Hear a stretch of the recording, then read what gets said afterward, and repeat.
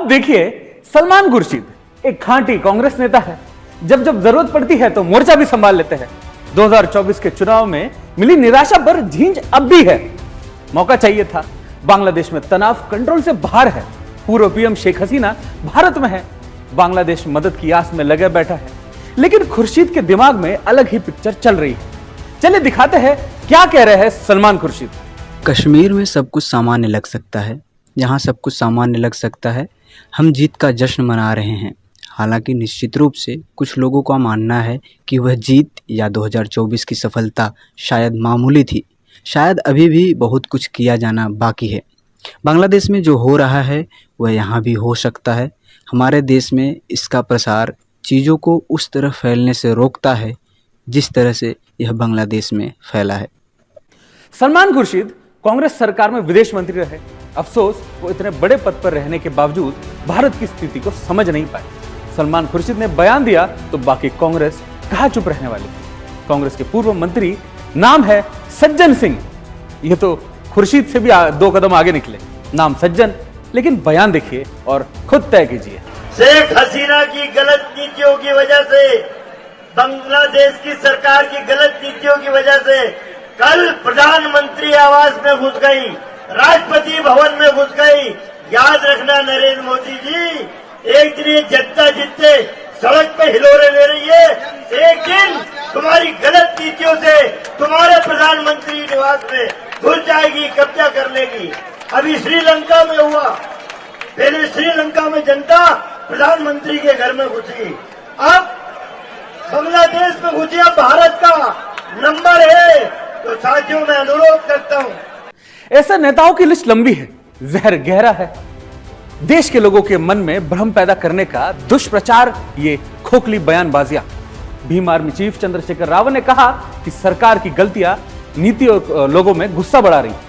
अगर सरकार आम लोगों की भावना को नहीं समझेंगे तो फिर क्या होगा। ये जो कभी कभी हुकूमतें अपने आप को मालिक समझ बैठती हैं और वो उस तरह के कानून बनाती है या जनता का मजाक उड़ाती है, तब ये खामियाजे भुगतने पड़े। मैंने सरकार से कहा था और मैंने सरकार विपक्ष दोनों से उनकी राय पूछी थी। यहाँ भी रिजर्वेशन को लेकर एक बहुत बड़ा मुद्दा हुआ है, सुप्रीम कोर्ट का ऑर्डर आया है। लेकिन जिस तरह सरकार ने और विपक्ष ने चुप्पी थाम रखी है, तो ये लगता है कि लोगों में गुस्सा बढ़ रहा है। मैं मानता हूँ कि जब जनहित के मुद्दों पर जो है सरकार विफल होगी तो इसका खामियाजा भुगतना पड़ेगा। देखिए, बहुत बेरोजगारी है बांग्लादेश में, महंगाई ने वहाँ भी नुकसान पहुँचाया था और तमाम तरह से जो इंडस्ट्रियल एरिया सब चीज़ें ठप हो गया था, तो उसका खामियाजा जनता के विरोध के रूप में भुगतना पड़ा। बिल्कुल हमारा पड़ोसी मुल्क है, हमारे बहुत अच्छे रिश्ते रहे हैं उनसे लंबे समय तक। हमें ध्यान रखना चाहिए कि उसका किसी तरह का नुकसान हमारे देश में ना हो और उस तरह की कोई आशंका या उस तरह की जो है कोई मूवमेंट हमारे देश में ना हो। तो विरोध को कुचलने की बजाय विरोध पे चर्चा करके उसको कम करने का काम करना चाहिए सरकार। आम आदमी पार्टी के बड़े नेता संजय सिंह ने भी इशारे इशारे में बहुत कुछ कह दिया। संजय सिंह ने कहा कि यहां भी कई बार झगड़ा कराने की कोशिश की जाती है। जो यहां नफरत का बीज बोते हैं और कोशिश करेंगे उनको जत्ता सत्ता से हटा देंगे। भारत दुनिया का सबसे बड़ा लोकतंत्र है। यहाँ कोशिश कई बार नफरत फैलाने की, झगड़े कराने की जाती है। अब विपक्ष की बयानबाजियों पर विवाद तो खड़ा होना था। अब बीजेपी के नेताओं ने भी इस पर खुलकर पलटवार कर दिया। क्या कहा बीजेपी के नेताओं ने, आइए सुनाते हैं आप। राहुल गांधी की दादी कांग्रेस नेता श्रीमती इंदिरा गांधी जी ने 1975 में भारत में तानाशाही की पराकाष्ठा करते हुए देश में आपातकाल लगाया था। अभी भी कांग्रेस के नेताओं के अंदर वो आपातकाल की आत्मा घूम रही है।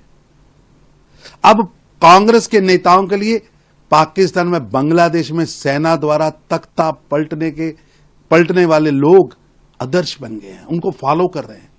दुर्भाग्यपूर्ण है। आप चिंता करके देखिए, सोच करके देखिए किस प्रकार की सोच कांग्रेस पार्टी की है। आज मुझे याद आता है जब पार्लियामेंट में खड़े होकर राहुल गांधी कहते थे कि इस देश में आग लगेगा, इस देश में दंगे होंगे, इस देश में प्रधानमंत्री जी के ऊपर हमला होगा। तो वो क्यों कहते थे? और जब विदेश यात्रा में राहुल गांधी जाते थे और कई लोगों से चोरी चुपके विदेश में जाकर मिलते थे और भारत के खिलाफ वहां कह के आते थे, तो आज मालूम पड़ रहा है आखिरकार मंशा क्या थी। यह बहुत ही गंभीर विषय है। जब भारत के चारों तरफ बाकी देशों में इस प्रकार की परिस्थिति देखने को मिल रहा है, कांग्रेस पार्टी जो देश का आज मुख्य विपक्ष है वह भी यही चाह रही है। देखिए, पड़ोसी राज्यों में साजिश ये महाशक्तियों का हमेशा से प्रयास रहा है, चाहे वो कोई भी महाशक्ति हो, जैसे चाइना का नेपाल में हस्तक्षेप, श्रीलंका में हस्तक्षेप, पाकिस्तान में हस्तक्षेप रहा है, और निश्चित रूप में बांग्लादेश में भी तख्ता पलट के पीछे कोई ना कोई बड़ी शक्ति का हाथ जरूर रहा है, क्योंकि इतना बड़ा आंदोलन एकदम से छिड़ जाए और लोग हिंसक हो जाए, ये एक प्रवृत्ति ठीक नहीं है पड़ोसी राज्यों में, और भारत इसको लेकर प्रारंभ से ही चिंतित है। भारतवर्ष में एक दृढ़ इच्छा शक्ति की सरकार है, हमारी वैदेशिक नीति मित्रतापूर्ण अपने पड़ोसी राज्यों से है, लेकिन भारत का ये भी एक संकल्प और स्टैंड है कि हम वहाँ के जो हमारे हिंदू समुदाय के अल्पसंख्यक हैं उनकी उत्पीड़ना ना हो सके। ये बयानबाजियां भारत में बांग्लादेश दोहराने में बड़े षड्यंत्र की ओर